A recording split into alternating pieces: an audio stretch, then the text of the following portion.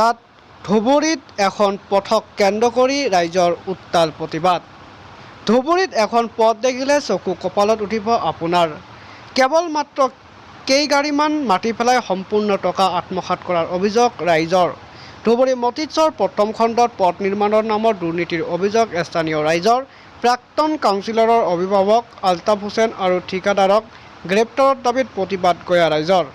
2022 আৰু 23 বৰ্ষৰ এগ্ৰিলবান আঁচনিৰ অধীনত মুঠ 10,20,420 টকাৰ বয়স সাপেক্ষে ধন মোকলাই দিয়ে, কিন্তু ৰাইজৰ অভিযোগ অনুসৰি কোনোমতে 2 লক্ষাধিক টকাৰ কাম কৰি বাকী সম্পূৰ্ণ টকা আত্মসাৎ কৰাৰো অভিযোগ ৰাইজৰ।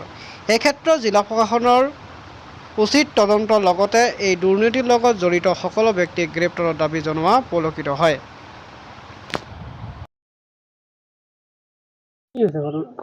এই ৰাস্তাটোৰ মোৰ 10,40,000 টকাৰ কাম আছিল।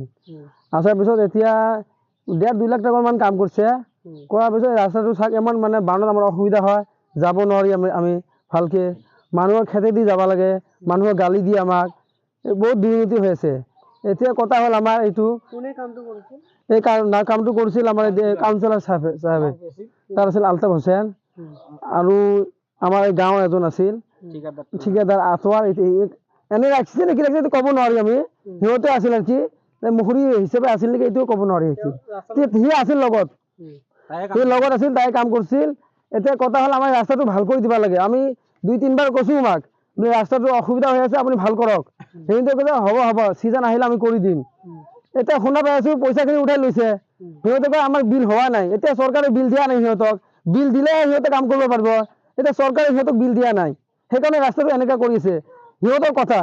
আপোনালোকৰ অনুমান কি হৈছে, টকাটো উঠাই লৈছে নেকি? এতিয়া আমি শুনা পাইছোঁ টকাটো উঠাই লৈছে নেকি, নহ'লে ৰাস্তাটো ঠিক নকৰে কিয়? এখন যদি বেমাৰী মানুহ এটা যদি থাকে, গাড়ী আহে ইফালে নাহে, ধাৰত কৰি ল'ব লাগে আৰু বেলেগৰ ভুঁই দি খেতি বাতি দি ল'ব লাগে। মানুহেতো গালি দিয়ে। মানে যিখন ৰাস্তা আছিল তাৰ পৰিৱৰ্তে আপোনালোকে বেলেগৰ মাটিৰে অহা যোৱা কৰি আছো আমি চাইডেদি। এতিয়া আমাক ৰাস্তাটো ভাল লাগে। কিমান টকাৰ কাম হৈছে বোলে? কাম এইটো আছিল 10 লাখ টকাৰ কাম। কিমান টকা হৈছে? কিমান হৈছে আপুনি মোটামুটি 1.5-2 লাখ টকাৰ কাম হৈছে। বাকীখিনি আত্মসাৎ কৰিছে। এতিয়া নহ'লে ৰাস্তাটো ঠিক নকৰে কিয়? এতিয়া আমি এইটো কৈছোঁ ৰাস্তাটো আমাক ঠিক কৰি দিব লাগে, নহ'লে চৰকাৰে এইটো তদন্ত কৰিব লাগে। এইটো যদি ঠিক নকৰে মাননীয় হিমন্ত বিশ্ব শৰ্মা ছাৰক আমি অনুৰোধ জনাইছোঁ, এইখিনি ইমিডিয়েট তদন্ত হ'ব লাগে। যেইখানি দুষ্কাৰী আছে কমপ্লিট গ্ৰেপ্তাৰ হ'ব লাগে।